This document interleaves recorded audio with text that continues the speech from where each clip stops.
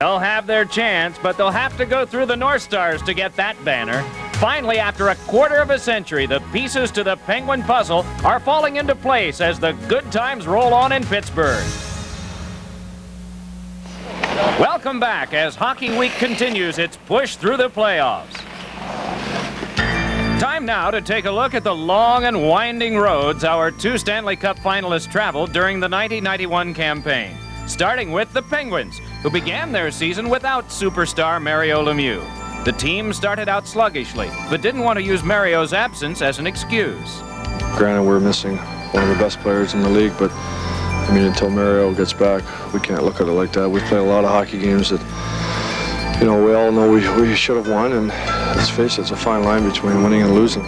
Through the early going, the team showed little fire, and on some occasions, they were just plain bad. They have just lost 5 of their last 6. It's also a case of losing some confidence, as I think the entire Penguin squad has right now.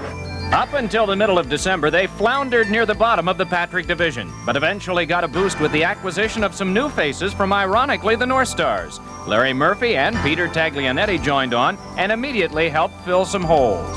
They know their role. They know what they have to do to help us win. And when guys start playing outside that role and trying to do too much, that seems to be when we get in trouble. So, like you said, the role players as well as the big guns are what's keeping our team together. In January at Quebec, Lemieux returned, posting 3 assists in a 6-5 win. Having Mario back eased the scoring load on the rest of the team. It's a whole different dimension to the game. Before it was like we were counting on about 5 or 6, 7 guys, and now like we can put Mario on the ice anytime during a penalty killing, regular shift, power play. I know he's going to do a job for us. What may have been the season's most important move occurred in March, when Pittsburgh broke up its Recchi-Cullen-Stevens connection in a trade with Hartford. Though it was tough trading away Cullen, a player who had meant so much in Lemieux's absence, the Pens felt the trade was for the better. We've improved our chemistry as a team, and that's why a lot of times to get good players, you have to give up good players. And I think for our situation, we're a better hockey team because of the trades. The key players added were feisty defenseman Ulf Samuelsson and veteran center Ron Francis, who along with defenseman Grant Jennings made their presence felt immediately. The rest of the Patrick division stood on alert as the Pens went undefeated in 7 straight following the trade. And the Penguins have now gone unbeaten in 7, and they have captured first place for the first time this season. Been a long road for the Pens, and now they've got 2 weeks to go to try and maintain it. After grabbing control of the division in New York, they never looked back and put the finishing touches on it in Detroit. It's all over. Tonight, the Pittsburgh Penguins have won the Patrick division. A big night in the history of this Penguin franchise as they win their first ever Patrick division title. It had taken 24 years, the franchise's entire existence, to win that division title, and it finally seemed like the Penguin machine was hitting on all cylinders. We're real happy with the team we have. We like our components. We like our the way we play the game. If everything goes well, I think we have a decent shot at being very successful in the playoffs. So far, everything has gone just fine, and the only thing standing in their way of a cup? The Minnesota Northstars, who've had a pretty interesting trek to the finals themselves. Number 60, Brian. There's a curiosity, I believe, to find out what our competition is and really where our team is. We feel that our team has done a lot of good work and the players have come with a great attitude, but the element that's been missing is the competition, and until we get in and find out who we're up against, then we won't really know at what level we are. 7 seconds left in the game, tipped out of the zone by Barber. No icing here. Kluche will hang on to the puck, and that will be the end of the game. Reject the North Star bench.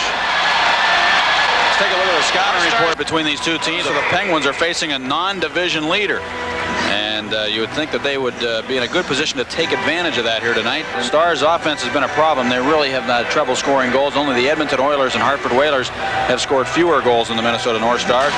Last minute of play of the third period, right in front of the net, will score. Pittsburgh scores, and it's now 4-3. What a frustrating finish. My God, 4-3. Here's a breakaway. Courtney running out of time. Shoots, scores! Before the buzzer, Russ Courtney makes it 5-1. And Jim, it just rubbed a little bit more salt into the wounds of the Minnesota Northstars and the fans that did show up here to see this game tonight? Everybody seems to talk about the game we played against Montreal at home here. We lost 5-1 at home, and we only had 5,000 fans here. And we probably played our worst game of the season. And as far as intensity-wise, we just didn't seem to have any. You know, and it was probably the lowest point of the year. No, I can't necessarily look at that game and say that was the lowest point of the year. It was a disappointing year for the first 40 games, and then we started, you know, getting some consistency in our game and started winning. And from then on, it's been fairly good.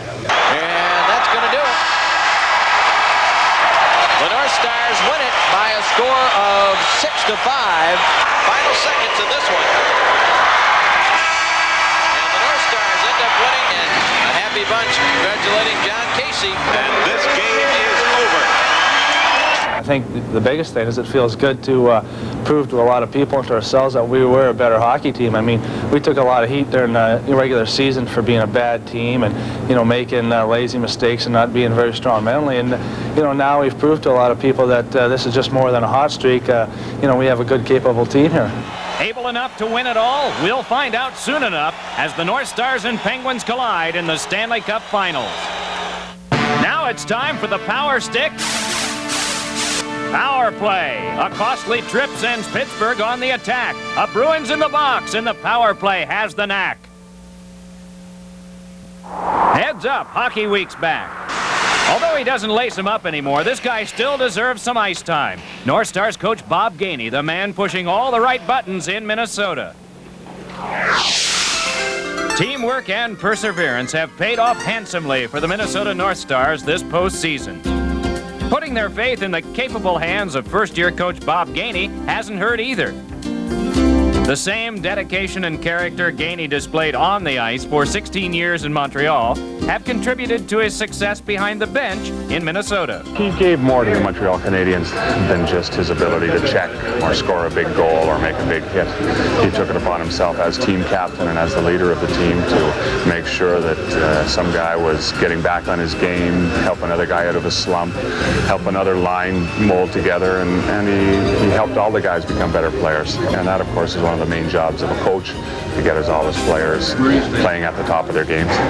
Scotty Bowman, Gainey's former coach, says it was just a matter of time until Gainey got into the profession himself. He was a very heady player, and Bob was the leader. I think when you're with a good team, you get a better chance. You know, teams are always looking for people that have had some success, but he had leadership qualities. You knew that if he wanted to get into coaching or managing, he would do it. But you can't always go by that. I mean, I think it comes to the player has to want to do it, and then he has to have the chance as well.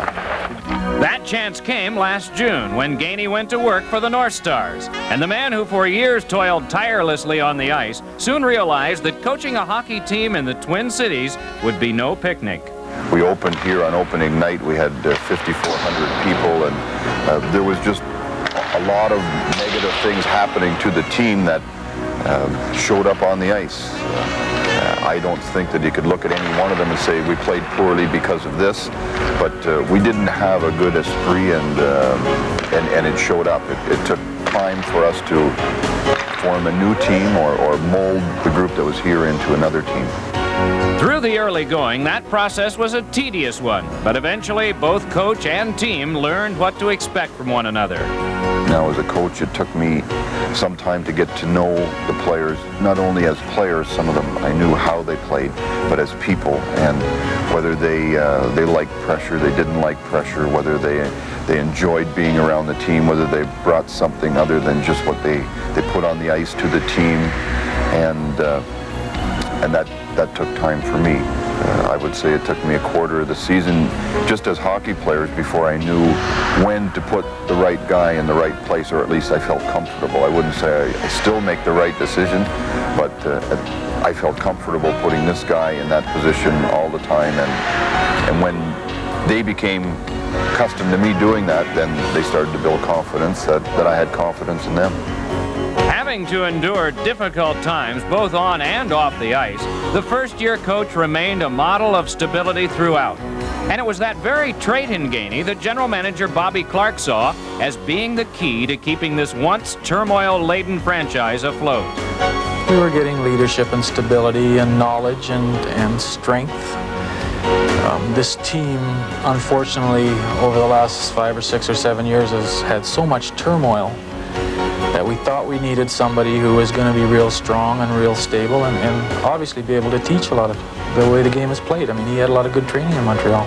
But very little of that training dealt with defeat, which was becoming commonplace for the Stars. That is, until they began gaining an advantage on their foes by using what Bob Gainey has seen and knows. Well, we have a lot more composure on our team now. We don't get too flustered anymore when things don't go our way. I think we handle adversity a lot better than we used to in the past, and he prepares us mentally for games better than we had been in the past, just because of his experience. And he's been here so many times, and he realizes what players think. You know, Bob has been there. You know, he won 5 or 6 Stanley Cups, so you know everything has been. You know, everything he's saying. I think we should believe it because he's been there and he knows what it takes to win.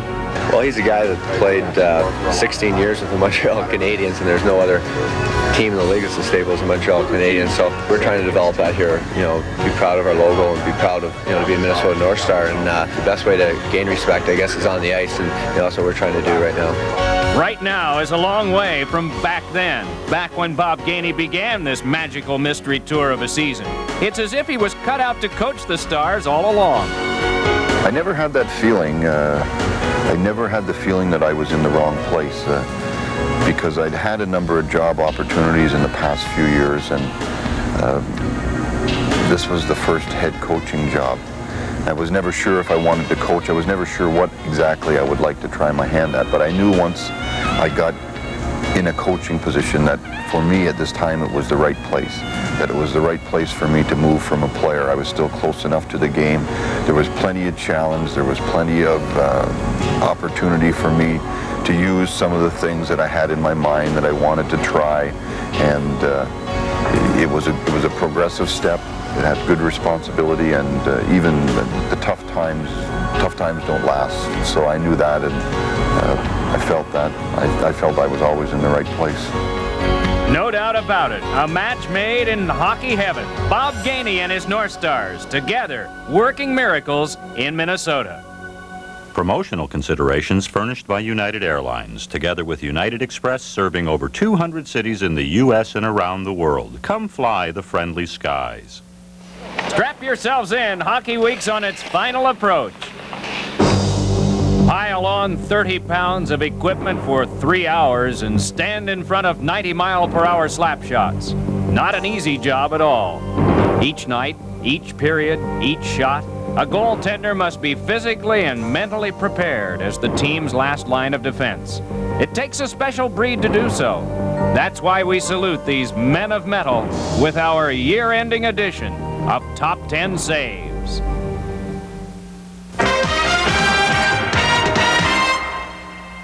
At number 10, special circumstances. The Habs goalie is out of the net. Shane Corson to the rescue, though. 2 biggies, no sweat. Another shot. Oh. It was grabbed by Corson and just barely stayed out. Here it is. What a save by Corson. You got to suit him up. A Penguin splits the D, but Mike Richter splits his pads. Looking fine at number 9. Here's Francis coming in. Ron Francis is stopped by Richter. Great save. At number 8, it's jab on the job. St. Louis Pat Jablonski breaking Dirk Graham's crackers twice over. Graham in. A shot. Jablonski. A spectacular save on Graham. What a save. Here come the Blues. Call the Gino Cavallini. And he put that wide. Brown right point. Kept it in. And Chelios for the Blackhawks. Feeds it back to center. Graham, another breakaway. Here he comes. Another save by Jablonski. His second breakaway. At 7, this guy digs the Windy City. Against the Hawks, Glenn Hanlon makes it look pretty. Thomas, good speed, rolls it in front, save, rebound for Creighton, and a glove save by Hanlon. He'll hang on. That's the goaltending Glenn Hanlon's given the Red Wings, especially in this building. With the fix at number 6, it's Riv to the rescue against the Wings. Milan chips it ahead to Yzerman, who breaks in on the left wing. A pass. Oh, what a save! Jim Rivnak from point-blank range robs Kosar, and he can't believe it. Halfway home with the Blues, Curtis J. The great one bears down, but Joseph saves the day. Gretzky at center, pass ahead, breakaway. Gretzky alone, he shoots, glove save by Kurt Joseph. And he tried to go up high, and Kurt Joseph was ready for him. The Wings look to do some scoring, but at 4, it's Eddie the Eagle doing some soaring. Fedorov is outside. Sends it across. Oh, my goodness. There by Belfour. Oh, man. On Sean Burr. Well, Eddie Belfour, you are a great goaltender. That's all I can say. At 3, Don Beaupre commits a crime, robbing a Penguin in the nick of time. Campanel's can't clear. Here's Stevens in front. Got Cullen right there. He's right there. His backhand. Oh, Beaupre robbed him. Cullen had Beaupre right at his mercy there and just couldn't lift it up high enough over him. Goodness. Our runner-up, Kelly Rudy, proves hard to beat, even as the Oilers turn up some playoff heat. Here's Peter Klima. Klima across the line, right side, shoots, glove save by Rudy. Oh, he just grabbed what would have been the game winner. Kelly Rudy robbed him right there. And finally, our #1 save, or make that saver. Ron Tugnut gets the nod for his 70-stop performance in Boston. What a save by Tugnut! The best save of all on Ray Bourque from 20 feet. He saved the best for last.